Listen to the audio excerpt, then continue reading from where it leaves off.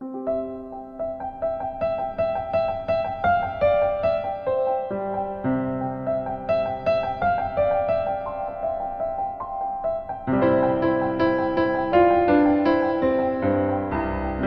welcome Dr. Pamela Miller.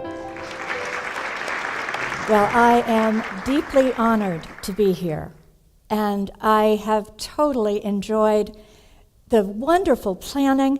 I will be doing 2 short readings from Jane Austen today, but I'd like to set up my first reading for you now, and many of you may not have read your Jane Austen in a while.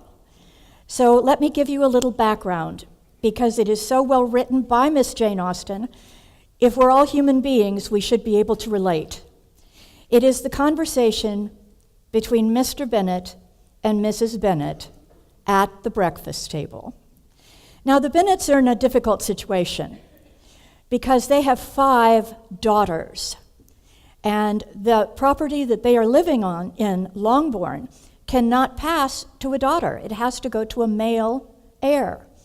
And as Mr. Bennet says at one point, in case you've forgotten, my dear, we do not have a male heir. I think she figured it out. So basically what they have to do is find someone for their daughters to marry so that the daughters would not be destitute, and so they wouldn't lose the house, so that they would at least have a house. Now, Mrs. Bennet, who is not the wisest, most sympathetic character in all of literature, but she still has her eye on the main chance, as we say. She knows what the problem is. And Mr. Bennet, who thinks of himself as very clever, teases her. That's the only way to put it.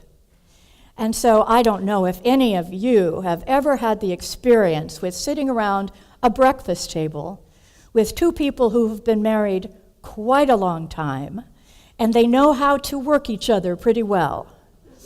But that is what I am presenting to you today in the breakfast scene at the Bennets.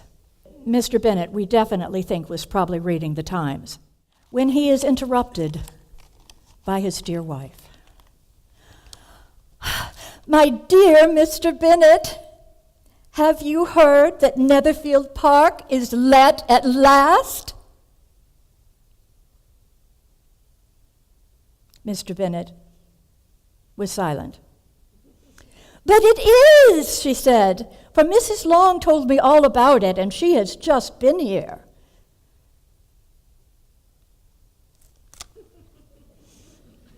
Mr. Bennet made no answer.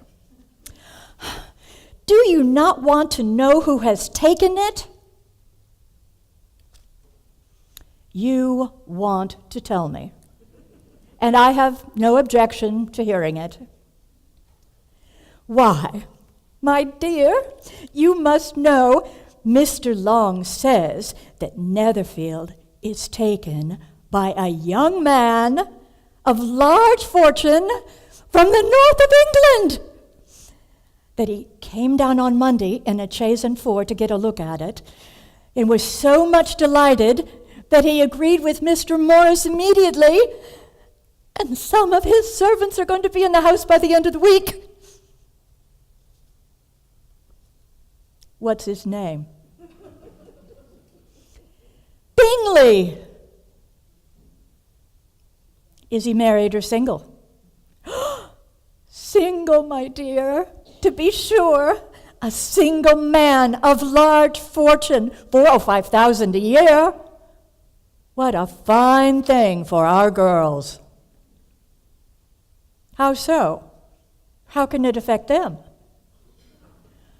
"My dear Mr. Bennet, how can you be so tiresome? You must know that I am thinking of his marrying one of them." "Is that his design in settling here?" "Design? Nonsense! How you do talk so! But it's very likely that he may fall in love with one of them, and therefore you must visit him as soon as he comes." "I see no occasion for that.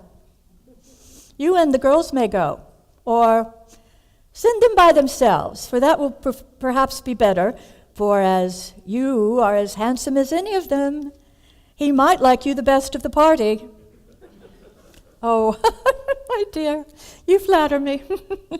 I have had my share of beauty, but when a woman has 5 grown daughters, she ought to give over thinking about her own beauty. In most cases, there's not often much beauty to be thinking about. But my dear, indeed, you must go and see Mr. Bingley as soon as he comes into the neighborhood. Well, it is more than I engage for, I assure you. But consider your daughters. What a wonderful establishment it would be for them. Sir William and Lady Lucas are going to visit them themselves. You know, in general, they visit no newcomers. And you must go, because unless you do, we will not be able to visit them. Oh, you are over-scrupulous, surely. I dare say Mr. Bingley will be very happy to see you, and I will send him a few lines assuring him my hearty consent to his marrying whichever the girls he chooses. I desire you will do no such thing.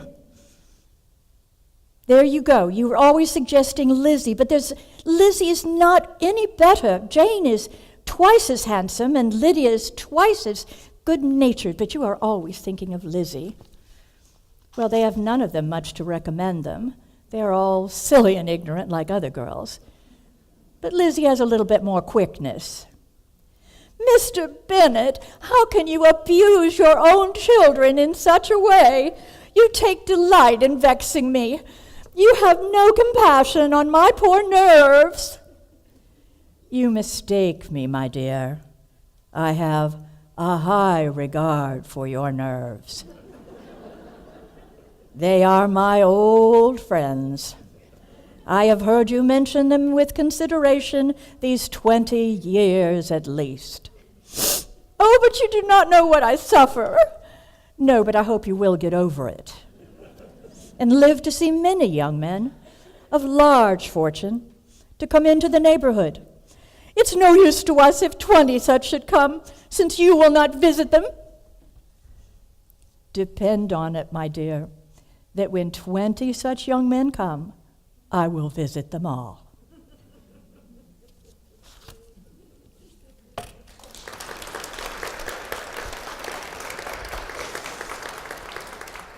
They know each other pretty well. They know exactly what to do to get to each other. Many of the novels that wrote around Jane Austen's time that had the female heroines who were ever getting kidnapped and, being taken by chiefs and brigands and this and that, it was a mark of the plight of the heroine whether or not she got tea when she got captured. Tea was good for everything. When I did the one-woman show, I did about 7 different characters and traveled to different places in this country. This was a long time ago when I fit in the white dress. And I got a chance to be Elizabeth Bennet. I got a chance to be Emma. I got a chance to be Catherine Morland from Northanger Abbey, who is a delight. And Mr. Tilney is one of the most articulate of Jane Austen's heroes. But after doing these various characters over time, I think the one that had to become my favorite was Miss Bates from Emma. Because Miss Bates was very popular, although she was not young, she was not attractive, she was not exceptionally bright, and she was certainly not rich. But there was a quality in Miss Bates that I came to appreciate as more important than almost any of those other qualities. And it is because of that quality that I would like to end my program today with a glimpse at Miss Bates.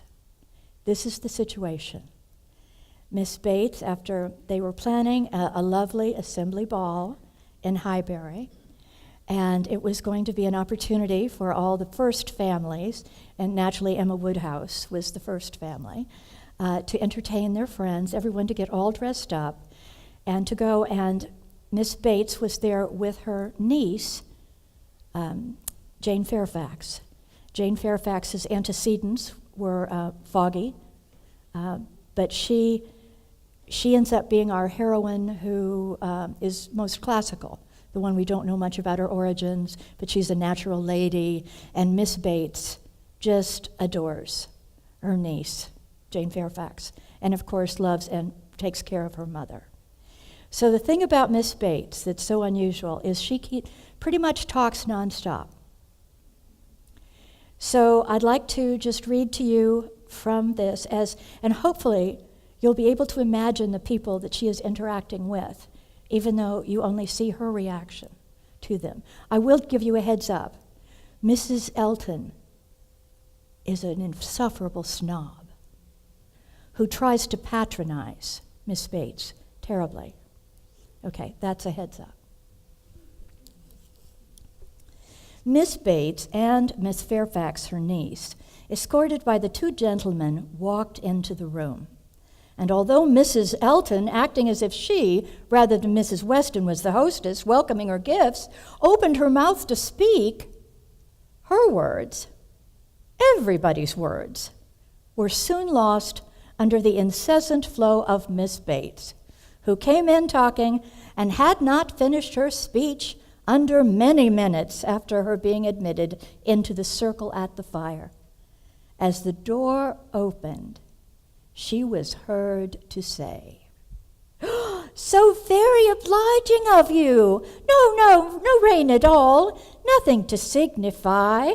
I do not care for myself. Quite thick boots. Yes. And Jane declares, as soon as she was in the door, her eyes took in the room. Well, this is brilliant indeed. This is admirable, excellently contrived. Nothing wanting. I could not have imagined it. So well lighted up. Jane, look! Did you ever see anything like it? Look!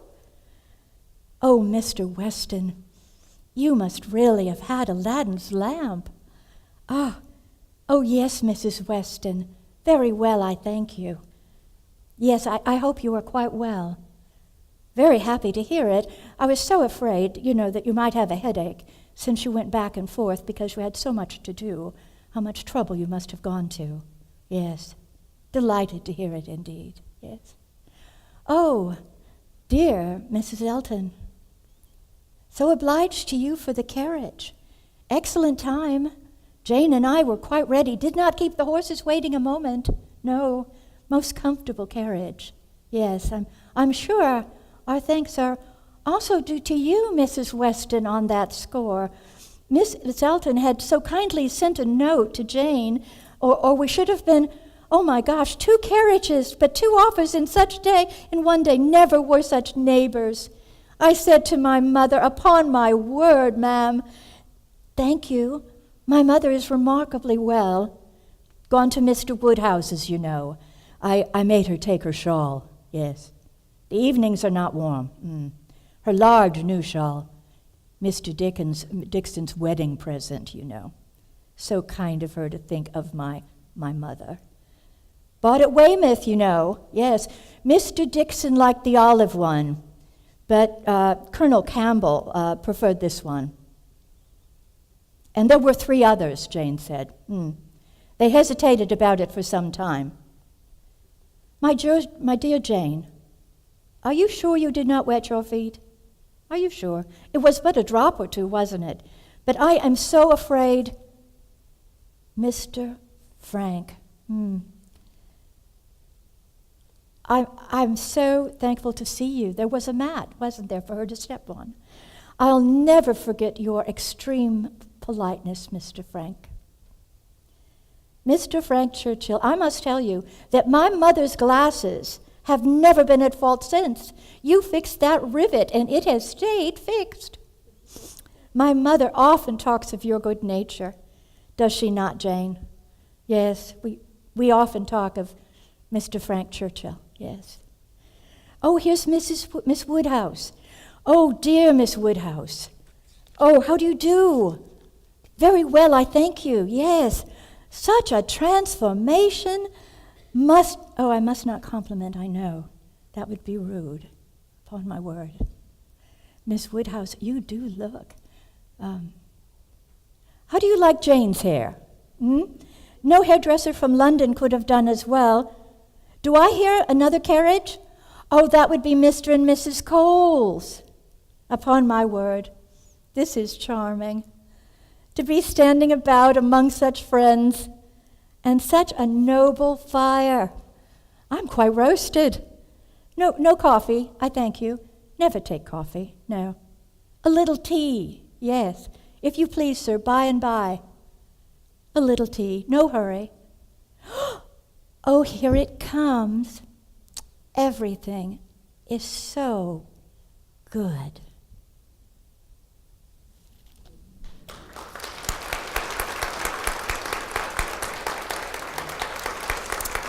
Thank you very much.